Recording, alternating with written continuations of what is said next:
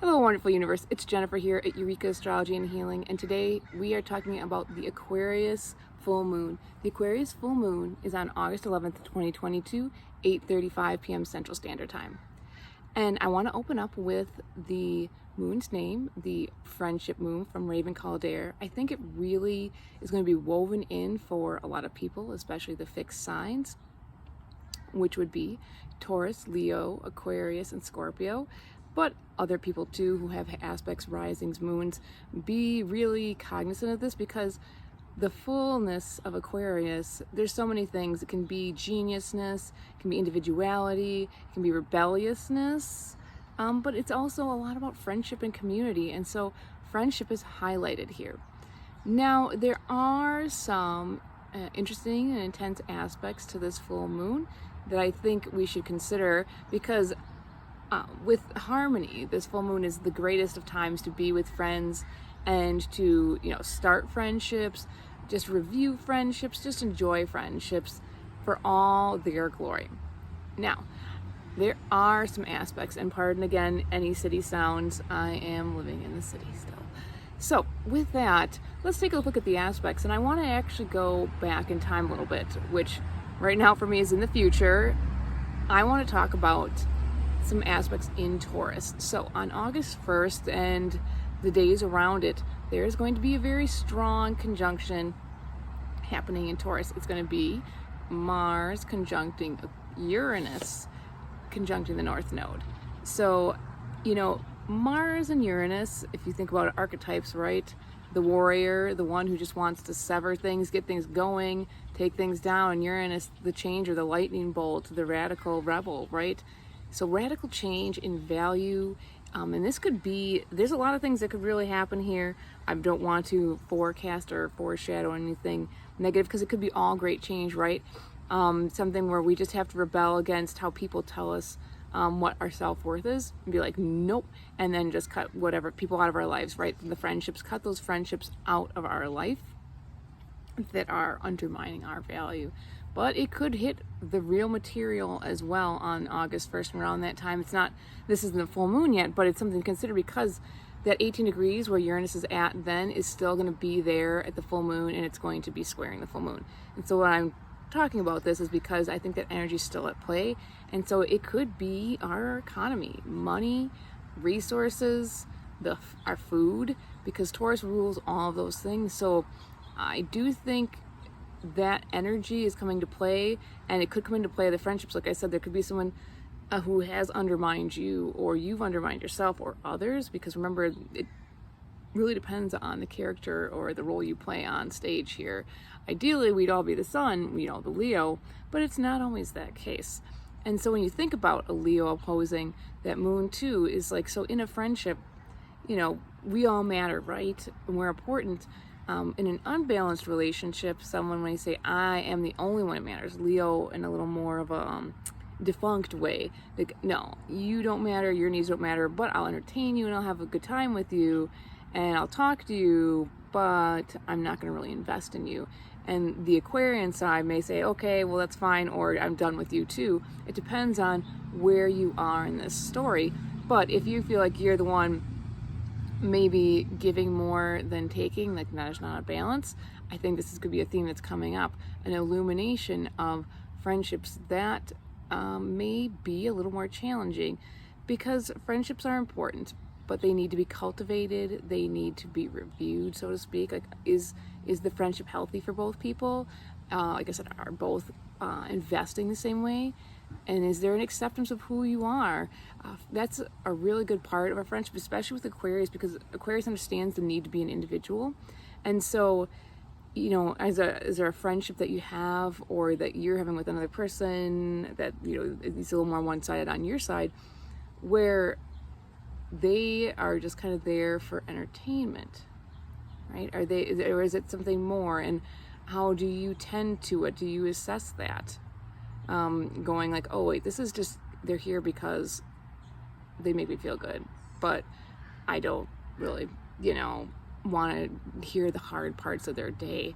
That's the deeper part. And also, what's that expectation? Like, instead of accepting for you who you are, like maybe you can't talk for 2 months, 3 months, can't see each other. Does that friend understand that? And are you okay with that? Are they okay with that? The other friend may not like that, and you may like that.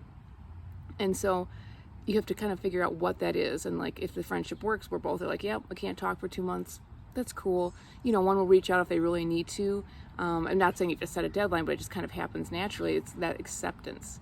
And so hopefully you can find that and work with that. And if things come to a head, you can really say, this is what I want in a friendship, and this is what I don't want. And you might be on the other end of it, where someone says, like, this friendship is done and over, can't do it. And so, like I said, that's a really strong aspect. And that value, again, like I said, is just coming up again. So it's something to play with and work with. Value is going to be a theme for us for a long time with Uranus and Taurus, a few more years.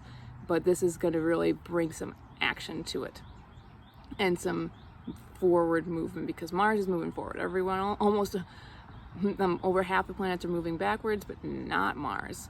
And so another aspect that's kind of playing into this full moon is that Saturn is moving towards the moon's moving towards Saturn, and it's conjunct in Aquarius, and so there's a sense of responsibility as well to friendship, but again to the how we express ourselves uniquely and our individuality, and kind of stepping up to the plate with those things and not hiding what they are. And so there may be a sense of urgency to start to really bring yourself out into the world. And it could begin with friendships, but I think it's more than that. Just looking at the chart here, it's like, no, time to be responsible for your uniqueness and your authenticity. So the other aspects, there is a harmonious aspect. So Pluto in Capricorn trines the Mars in Taurus, and then Neptune in Pisces also sextiles that Mars. And so while we're working with things that may be a little bit harder, but also really great for growth and just a new way of being and valuing ourselves, is that there's a dream, right? Neptune is retrograde and Pluto is retrograde. So it's inward, like there's a reassessment of the vision of our dream. And there's a reconstructing or deconstructing to reconstruct our foundation and the structure we're standing on and how we want to move forward with things.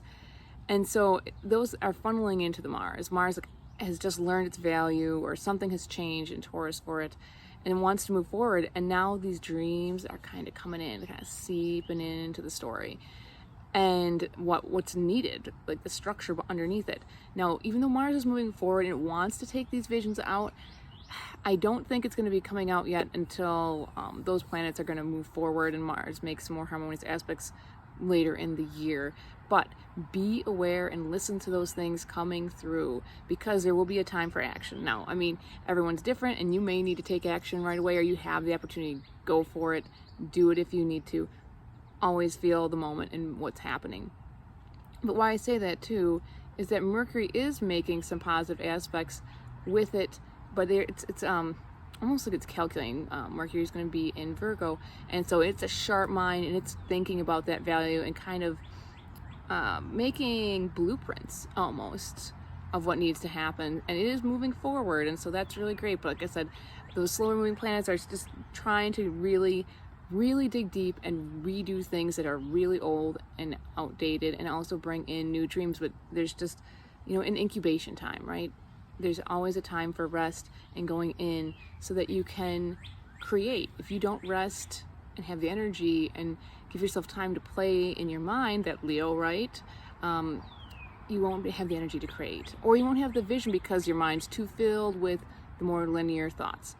So there's something maybe coming in at this time as well to wrap that part up of just, you're going to be channeling, bringing that information forward. Will be in the future, but trust it, write it down if you think you're going to forget it, because I think it's going to be important for every single one of us, especially because of the other dynamic stuff we were talking about.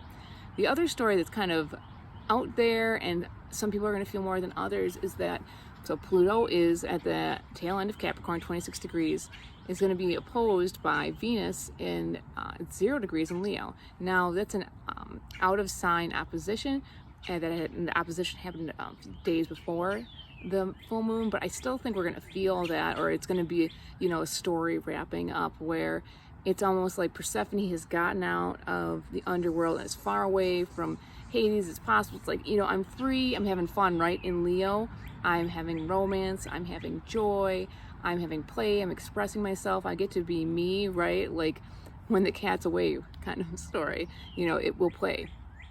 And yet there's a sense of responsibility in the end, though, a sense of like, you know, I have to dig in and dig deep, and having to get to the harder things. That the play is fun, but there's still some healing to do. And also, Venus is going to be slowly moving forward towards Pluto again, and so almost like going back to the underworld. So like it's as far away pretty much as possible, and that play is exciting, and Venus is feeling a lot I would say better in general out of Capricorn and away from Pluto, but there's still some work to be done there. And so there could be that position of I want to play, I just want to be me, and then there's this other sense of like, oh, but I still need to restructure and kind of dig deep and work with things that are not always so fun to deal with.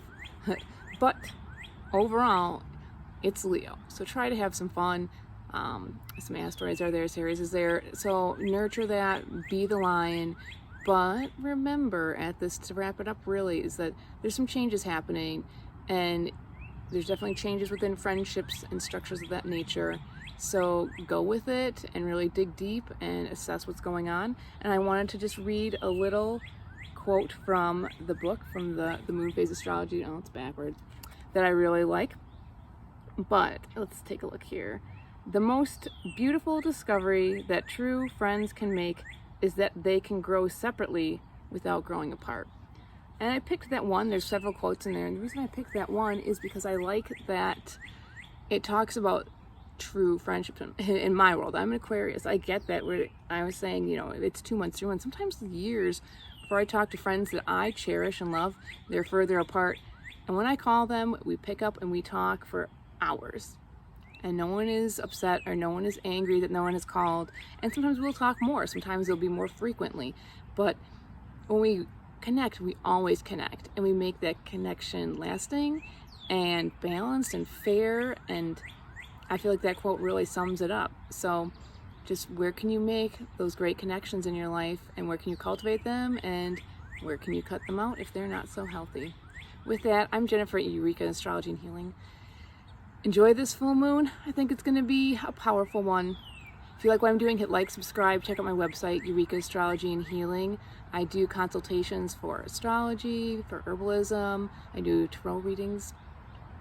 And with that, may the stars guide you and the plants ground you. Ciao for now.